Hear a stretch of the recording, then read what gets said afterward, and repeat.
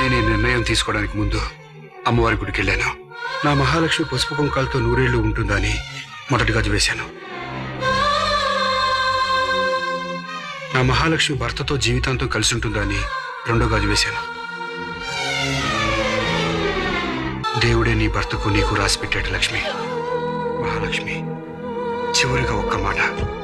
చాలా మంది చాలా సంవత్సరాలుగా చాలా మందితో చెప్తున్న మాట, చాలా మామూలు మాట. I love you. I love you Mahalakshmi.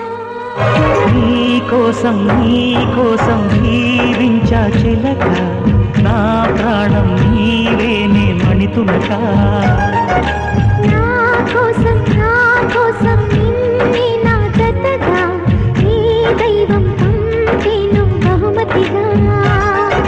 నిన్ను నన్ను కనవేసే ప్రేమే సాక్షిగా